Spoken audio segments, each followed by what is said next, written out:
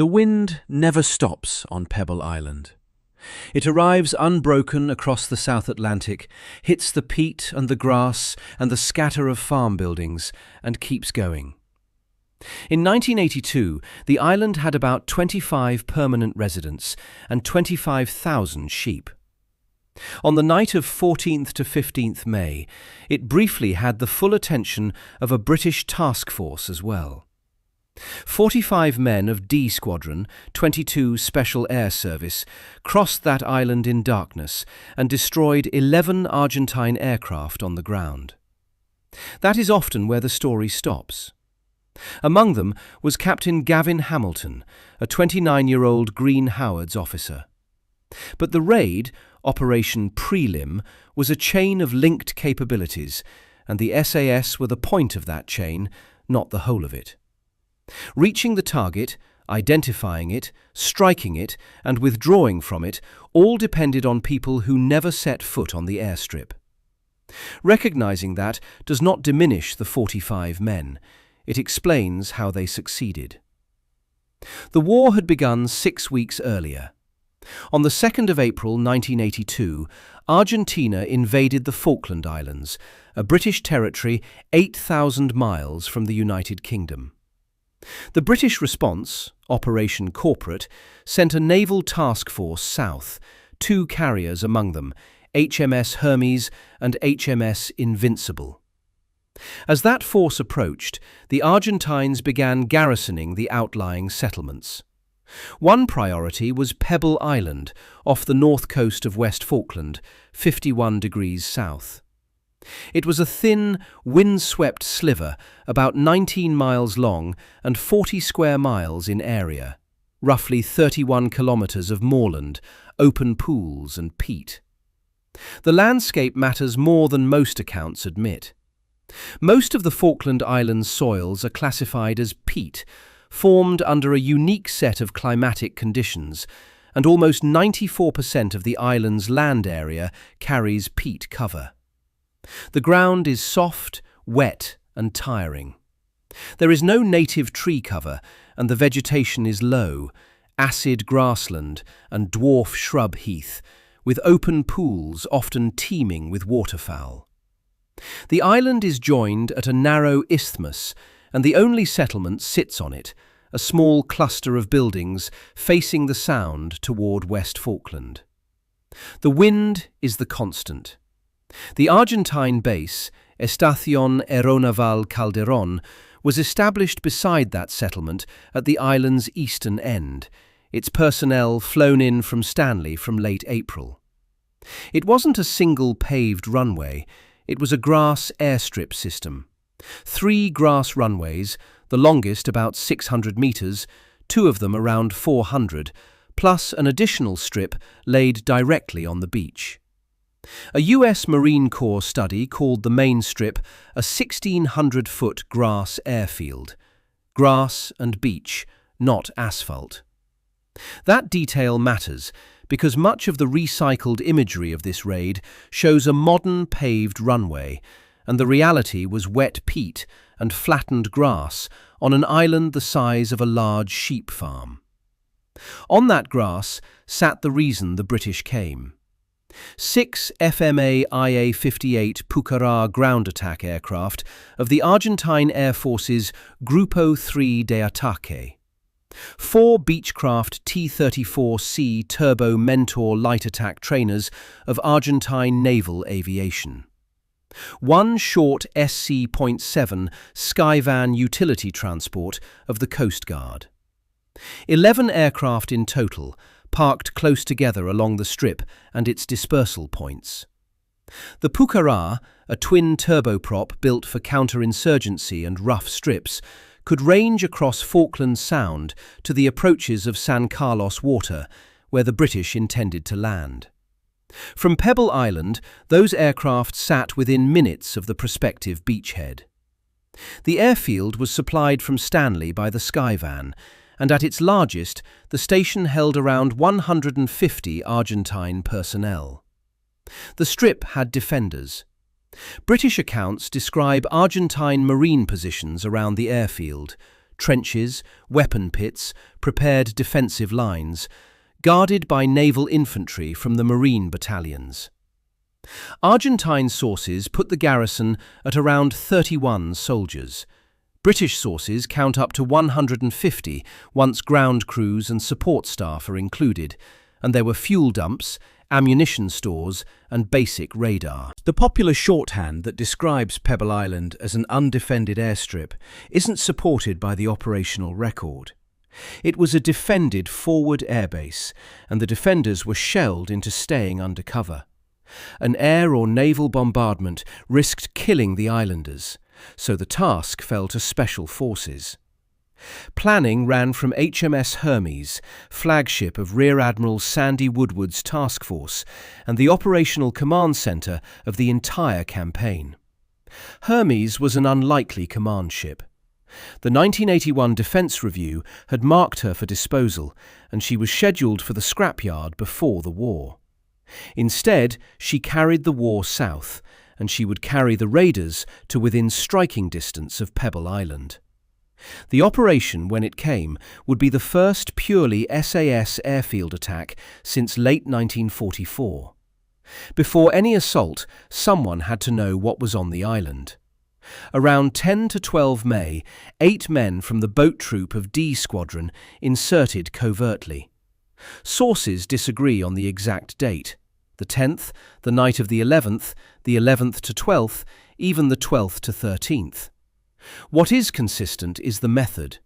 They came in by Klepper two-man folding canoes, paddled across the Sound, and in at least one account, they were carried by helicopter to West Falkland and crossed from there in the boats.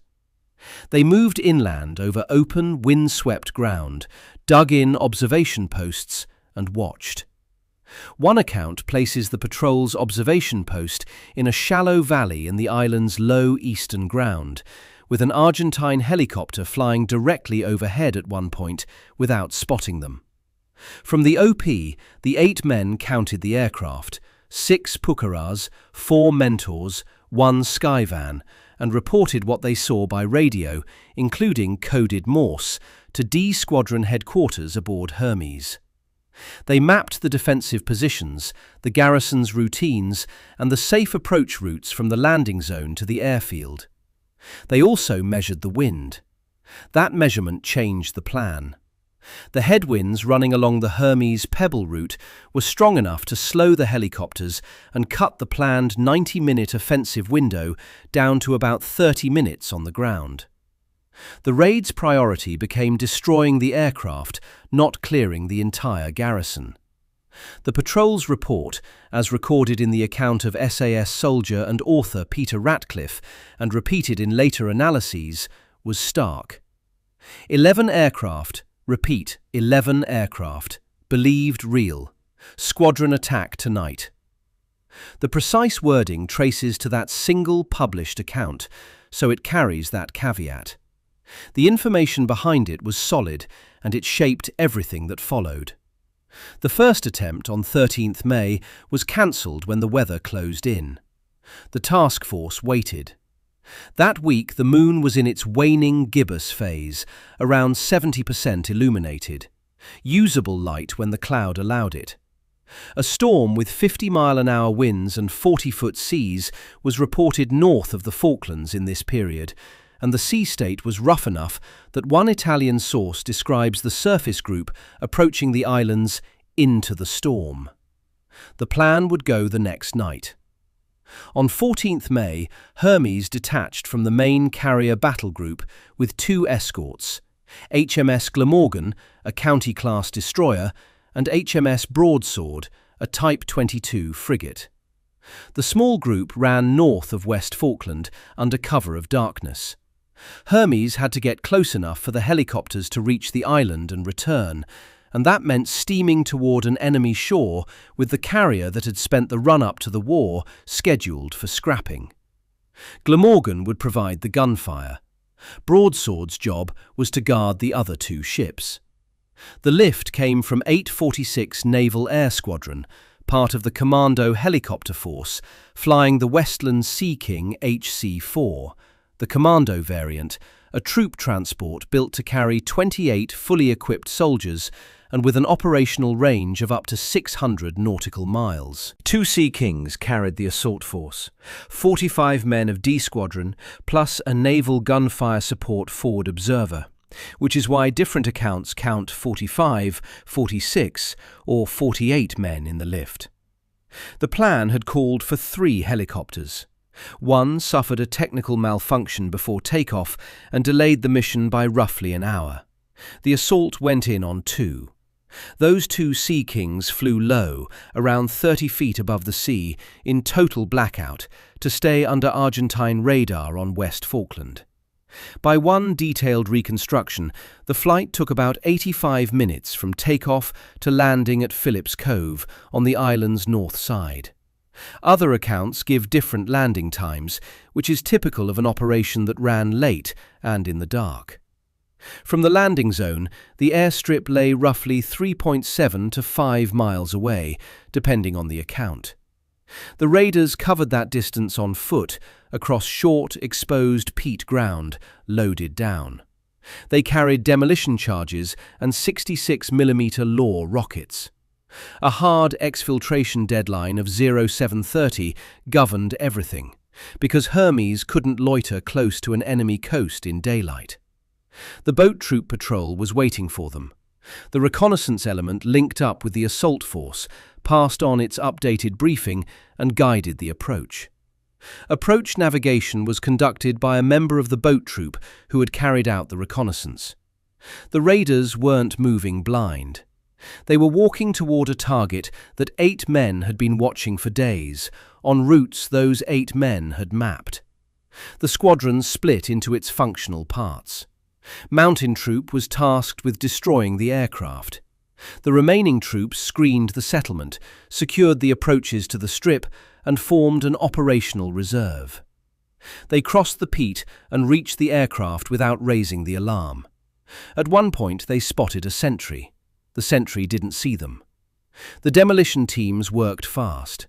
They broke the cockpit glass and threw charges inside. PE4 plastic explosive wrapped with thermite grenades, fitted with 4-second fuses. The charges were placed in the same critical locations on every aircraft, deliberately, so the Argentines couldn't cannibalize one damaged airframe to repair another. 5 aircraft were destroyed directly by the explosive charges. The rest were damaged or destroyed with small arms fire and 66mm rockets. Gavin Hamilton, commanding 19 Mountain Troop, led the assault and personally supervised the destruction of 7 of the 11 aircraft. But even at the point of attack, the men on the strip weren't alone.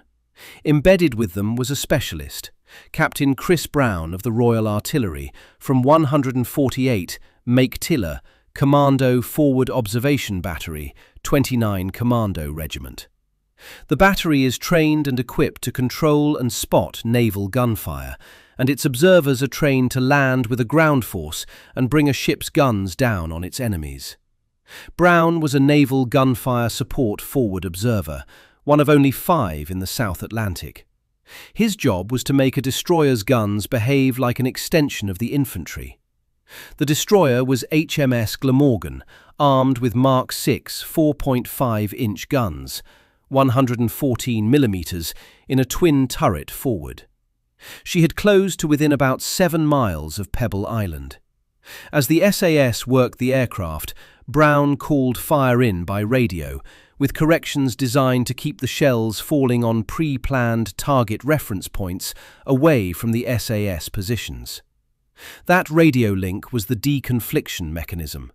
It's what made it possible for a warship to fire while 45 men were moving among the aircraft, and it's the most underexplained part of the entire operation. Glamorgan fired star shells to illuminate the airfield area and high explosive rounds against the buildings, stores, ammunition and fuel dumps, radar and defensive positions, not at the aircraft. The aircraft were the SAS's job. A contemporary UPI report, filed on 17th May 1982, described the bombardment as the most intense British naval gunfire support since the Second World War. 100 shells fired in a 30-minute period.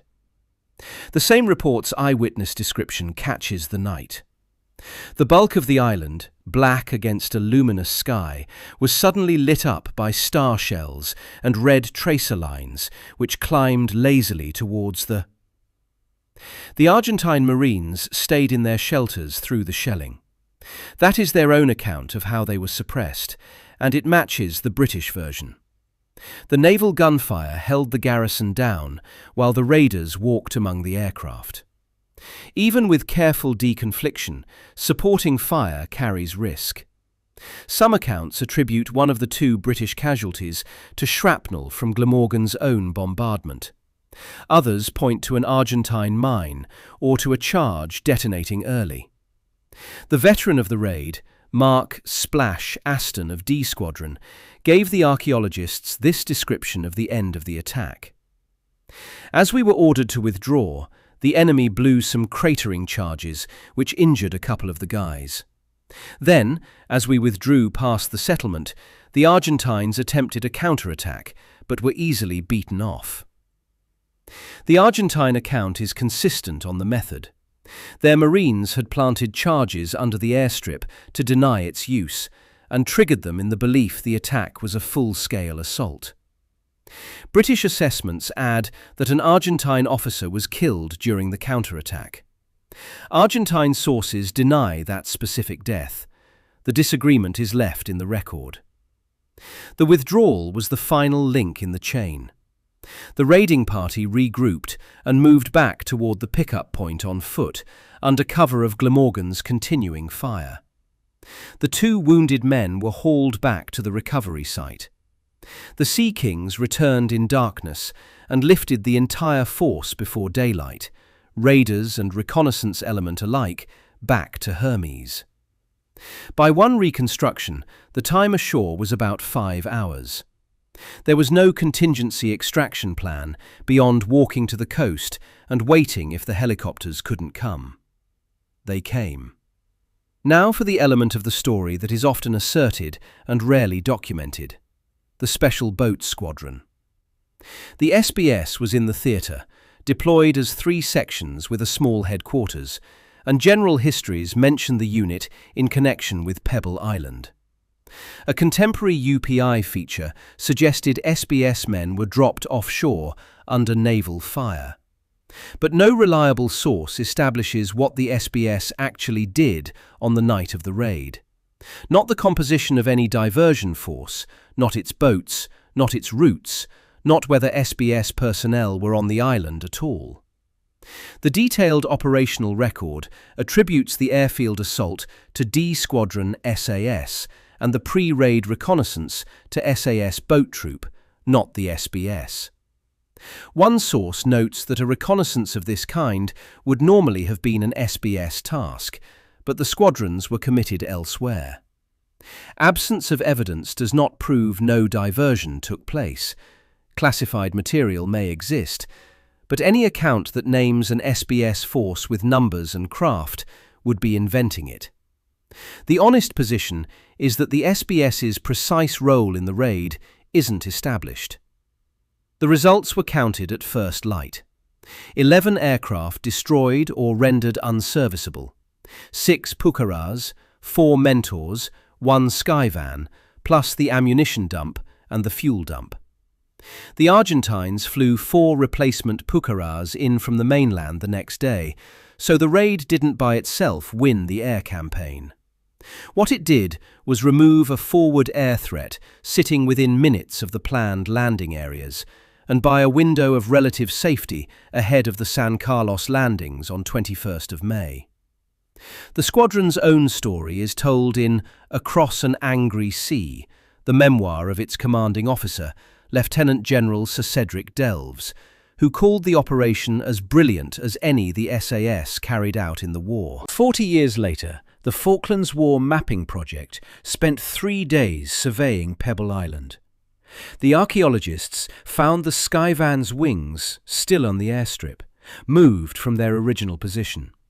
Warped metal, propellers, wheels, and fragments of the Mentors and Pucaras scattered over the cliffs at the strip's edge. And a shiny red substance they identified as unburnt propellant from munitions damaged in the raid. They also found an SAS memorial cairn near the airfield. The canonical post-raid photograph, taken from an RAF Harrier, shows a T-34 Mentor and a Pucara still sitting on the grass. The Argentine garrison remained on Pebble Island until 1st of June, when 2 Argentine Navy Sea King helicopters evacuated the personnel. HMS Glamorgan's war continued past the raid. She carried out deception bombardments, suggesting landings south of San Carlos, and on the 12th of June she was struck by a land-launched Exocet missile while bombarding Argentine positions near Stanley. 13 of her crew died. That missile strike is a separate event from the raid, but it is part of the same ship's story, and the two are sometimes confused. The same caution applies to casualties. The raid itself cost no British lives. 2 SAS troopers were wounded. 5 days later, on the 19th of May, a Sea King HC-4 of 846 Naval Air Squadron, the same squadron that flew the raid, crashed into the sea while transporting SAS personnel from Hermes to HMS Intrepid. Feathers found in the wreckage suggested a bird strike. 22 men died, 18 of them SAS. It remains the regiment's largest single-day loss since the Second World War, and it's often wrongly folded into the Pebble Island story. It does not belong there. Hamilton didn't survive the war. On the 10th of June 1982, less than a month after the raid, he was commanding a small observation post on Many Branch Point, a ridge overlooking Port Howard on West Falkland, when an Argentine patrol from 601 Commando Company discovered and attacked the position. Hamilton covered the withdrawal of his signaller, Corporal Roy Fonseca, engaging the Argentines despite being wounded. He was killed by 7.62mm rifle fire. Fonseca was captured. It was the only ground engagement on West Falkland during the entire war. Hamilton was buried at Port Howard Cemetery, where his grave remains, tended by the local community. Argentine forces are widely reported to have buried him with military honours. His military cross was gazetted on the 11th of October 1982 for gallantry at Pebble Island and in his final action. He was born on the 15th of May 1953, the same calendar date on which the raid would later fall. Today, a geographic feature near Port Howard is named Hamilton Point, and 2 streets at the Mount Pleasant base carry his name. So, trace the chain again and watch what each link actually did. Hermes carried the force and gave the operation its reach. Without her, no raid could have crossed the South Atlantic. The Sea Kings flew at 30 feet, in the dark, through the storm, to insert and extract the force. The boat troop patrol watched the airfield for days, counted the aircraft, measured the wind, and guided the assault in. The 45 men of D Squadron placed the charges and destroyed the aircraft. Chris Brown walked Glamorgan's guns across the Argentine positions, and Glamorgan's fire held the garrison down through the assault and the withdrawal. Each element was necessary. None was sufficient alone. The men on the strip carried the risk of the close fight, and nothing here should be read as equalizing risk between the raiders and their enablers. But the raid was never 45 men alone. Could the same thing be done today? That is an open question, and it deserves to stay one. Defence analysts disagree about whether the UK could mount a similar operation today, with arguments on both sides reflecting evolving strengths and gaps. The 1982 raid also exploited specific 1982 conditions: an adversary with limited night surveillance, a remote island, a narrow window of surprise. Modern sensors, drones and precision weapons would change the calculation in ways that are genuinely hard to model. The honest answer is that nobody can say for certain. First light, 15th May 1982. The raid is over. The SAS are gone, airborne before dawn, back aboard Hermes. The Argentine garrison is emerging from its shelters to count the wreckage. The enabling chain has faded back into the sea and sky. Hermes steaming north, the Sea Kings folded back into the hangar, Glamorgan's guns silent on the horizon. 11 aircraft sit wrecked on the grass. No British dead. The wind never stopped. The assault belonged to 45 men. The achievement belonged to the whole chain. Which link in that chain do you want documented in detail? The carrier that ran into the storm, the Sea King crews who flew at 30 feet in the dark, the 8-man patrol that watched the airstrip for days, or the gunner and the spotter who held the garrison down? Leave a comment and tell us which one. Subscribe for more stories like this.